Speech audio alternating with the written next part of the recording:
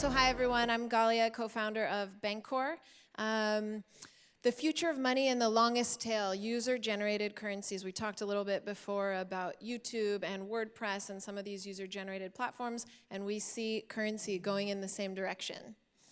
So I mentioned this as well, and I always like to start. Any useful statement about the future should at first seem ridiculous, right? These are new concepts. If they were obvious, we'd already have them.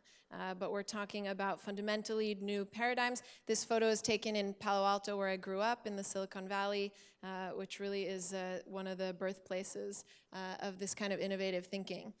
I like to mention this book that I love, Sapiens by Yuval Harari. The first chapter in this book talks about what differentiates humans from other animals. And one of the main things that he points to is stories. We tell stories and we believe stories. So I'll give you a quick example. If you put 100,000 apes into Times Square, you'll probably have chaos and violence. But if you put 100,000 people in Times Square, we'll walk when it's green and we'll stop when it's red, and we'll generally make it through. And the reason for that is because we have these stories. We told each other these stories, and we built these narratives over time. How do we cross the crosswalk? How do we interact in an intersection? How do we interact with each other when it's crowded? And that's what's really allowed us to survive in larger and larger groups over time. And so when we think about humans and the stories that we tell each other and the narratives that evolve over time, we see two main protocols that humans use to interact with each other. One is the sharing of information, right? So we tell each other things, we send documents, we share knowledge, texts, photos, images, all of this falls into the category of information. And we share value. So value are things we give each other, our time, our resources, our skills, our stuff that we make. And these two protocols are very different. Information, when we send it to each other, the beautiful thing about information is that it's copied, right? And these are memes, and the more you share them, the more that they grow.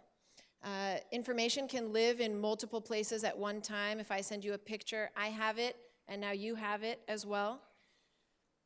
The interesting thing about value is that value can exist in only one place at one time. This is the fundamental difference between the information protocol and the value protocol. And this really brings us to our topic at hand, and money, right? With money, you don't want to get a copy. Like with a picture, with an image. You need to get the original. You need to know that it's the original. So what is money? Money is the accounting system that we developed as humans. It's one of the stories that we tell each other about how we keep track of who's given what and who's taken what in a collective, collaborative environment. Right? In the old days with tribes and families, we didn't need this kind of accounting system. We kind of knew when we looked around who gave and who took. But as we started collaborating in bigger groups with people that we don't know, that we don't inherently trust necessarily, we needed this accounting system, and we invented money for this task. So money is a tool that lets us collaborate in larger and larger groups. Money essentially came to solve the problem of the double coincidence of wants. This is a concept in economics which goes to say that when you want to trade goods, you need to find someone who wants exactly what you have, and you have exactly what they want, right? In the early days, we called this barter, and so we would meet in marketplaces or along trade routes, and we would barter for the things that we had and the things that we wanted. Of course, that's not a very efficient system, and the double coincidence of wants says, you know, it's highly unlikely at any given moment to find exactly the person with what you want that wants exactly the thing that you have to give. And again, money is the tool that solves this problem. Money allows us to all want one thing and all be able to take one thing in exchange for the diverse goods and services that we have to offer. Funny image that really signifies this concept. And so if we go back in time and we look at the evolution of money, I'll do this quickly, but we start at the beginning and we'll end with today. Money in the beginning came from the earth. right? So it was things that we could see and that we could point to, like gold and silver and oil and salt. And then over time, with Money 2.0, money came from the government, right? So we asked our governments, or our governments offered to us to keep track of our money, governments in public and private partnerships with banks, and they issue this unit that we use to solve all these problems that money solves for us. And now we enter the most interesting era of money, Money 3.0, where money comes from the people. So the government didn't issue Bitcoin, of course, the government didn't issue Ethereum, and the government didn't issue the thousands of currencies that we all know and love, and the tens of thousands that we're about to meet and soon hopefully love. And so Money 3.0 really brings us into an entirely new paradigm in terms of issuance. Where does the money come from? Where does it originate? Who gets it? Who gets to have it? What are the rules that govern it? This is the first time in human history that this is a decentralized or people-powered conversation. So what is the fundamental challenge in this world where anyone can create a currency? Of course, it's liquidity, right? Because a liquid currency is a valuable currency. You can issue a token all you want, but if you can't sell it or trade it for anything, then it's effectively useless, right? Only when it's liquid is it valuable, and that's what we were talking about here on stage and why we have exchanges, both centralized and decentralized, to help us trade these currencies and achieve liquidity. So this is a map we're all familiar with, but in general, the currencies that we've known until now to be liquid are national currencies, right? They have massive volume, and we have frameworks that allow euros and dollars and all the other currencies to be easily liquid to each other, to be recognizable and traded. And of course, we have one currency that is historically the most liquid, and that's the US dollar. And I put up this photo just for a brief trip through economic history. This is, anyone know what this is? Nice.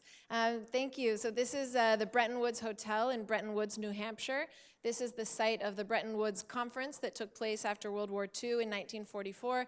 This is when all the world powers after the war got together to establish basically the new financial system, the financial world order, the IMF, the special drawing rights, and of course the US dollar as the central reserve currency for the world.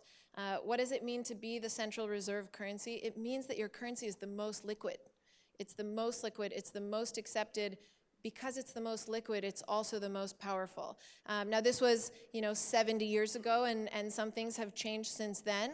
But I bring it up because this concept of liquidity as we know it today is fundamentally baked into the system as it was created and as it was designed. And I contend that we have the opportunity to redesign the system in this third era. So this is Keynes and Morgenthau. This is the US and the UK ministers. I bring it up because this guy on the right, Keynes, who's a well-known economist, actually made a proposal at this conference called Bancor. And the Bancor protocol is named in honor of this proposal. He essentially said, let's not have the global reserve currency be owned by one nation. We're going to give that nation outsized power, outsized rights, thanks to that increased liquidity. Let's make a new currency that's not owned by anyone, that's an intranational currency that will govern trade between the nations and will make a more fair playing field.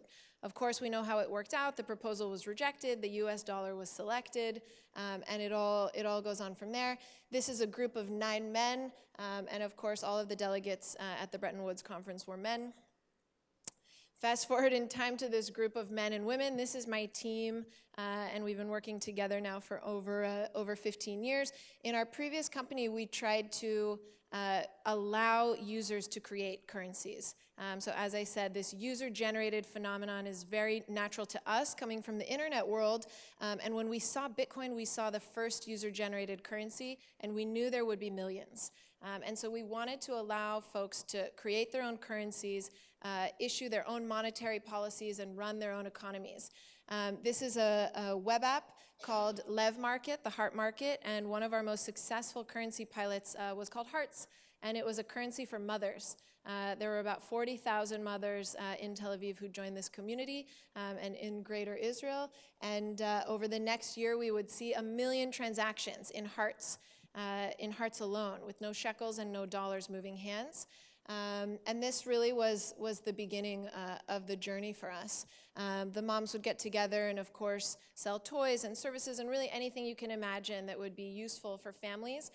And they experienced incredible abundance thanks to this completely new budget that was in their pockets. And so, to stay on this for a moment, you ask yourself, why don't we have these millions of currencies already? Why doesn't every community have hearts? Why don't we just print money out of thin air for everyone? And again, I remind you that the answer is liquidity. What we discovered over time was that these hearts weren't accepted outside of the community. No exchanges would list hearts because they were for a small group of 40,000 people. And there was no profit to be made by arbitraging the exchange of hearts for other currencies. And so the currencies over time became illiquid and unusable. Bancor came to solve this problem, and this is the smart token protocol that we established. The idea here is that any currency should be liquid from day one. Of course, strong currencies will succeed and weak currencies will fail, but the liquidity barrier should not be the barrier to entry anymore when users can create their own currencies. And there's so much abundance to be gained within communities from using these types of tokens. So the Bancor protocol, like Mike said, it was launched on June 12th, 2017. It raised attracted almost 400,000 Ether, which at the time was $153 million in 2 hours and 35 minutes. It was a historic, record-breaking token generation event, and of course, it's been off to the races for the industry in general and for Bancor as well since then. I won't get into this too much. You can go to the website to learn more, but smart tokens are what we talked about before. They are tokens that can handle their own liquidity. They know their own exchange rates to other tokens, and they can be automatically bought and sold for every other token that they're connected to in the network. The idea is that any individual currency, even small currencies, are weak, but when they're networked together into a liquidity network, together they are strong. And this will actually allow us to have the global diversity that we'd like to see in value creation, the way we're now used to seeing it in content creation. Bernard Lietaer, the author of this book, Rethinking Money, is world-renowned for his work on community currencies and looking at communities and how they prosper from these technologies. When he read the Bancor protocol white paper, he saw it as a breakthrough, and he then joined our board and became the Bancor Foundation president. He does a lot of really interesting work, which I highly recommend, on diversity of currencies. So if you ask yourself, what's the right number of currencies for the world? Is it 1? And by the way, this was one of the original proposals that was made, to have 1 world currency. Or is it 1 per person? Right? And that's a bell curve, and the answer is somewhere in the middle. And it's certainly more than 1 per nation, right? We like to think of it as 1 per community or 1 per network. And still, these are millions of potential currencies that will create real abundance for communities. I'm wrapping up, just final slides. It's fun to present this presentation, which I've given before now that Bancor is live, because the token generation event was a great moment and a great idea, but now 8 months later, it's a great product and a great network. And we're one of the few token launches that has launched live product into the field. We're very proud of it, and we really encourage other token projects to deploy, and let's see these products in the field. So this is the Bancor network. You can see just 5 here of the 50 tokens that are live. Every one of these tokens can be bought simply by clicking buy and sell and transferring tokens from your MetaMask wallet and receiving the tokens directly back to your wallet at the mathematically calculated price. And again, any token can freely integrate with the Bancor network by staking to the network. So I'll end on this. This is from a book called From Bitcoin to Burning Man and Beyond, a book I highly recommend, written also by John Clippinger, another advisor of Bancor who heads the Open Governance Lab at the MIT Media Lab. So I'll explain this graph briefly. In the first model, the tune-in broadcast model, the regular model, we have the one-to-many model, right? So think of original TV broadcast. You have a station, you broadcast TV, many people watch it, that's the end of the story. And that's the red curve here, the network value of N. In the internet model, and this was Metcalfe's law, very famous, we have interactive broadcasts, right? So you broadcast something on YouTube and people can write comments and they can rate it and they can upvote it and downvote it. And here we have the yellow graph, which is basically the value of that network is measured as the number of participants squared, because every participant can interact with every other participant, right? And now a much lesser known but much more interesting third law we get to is Reed's law.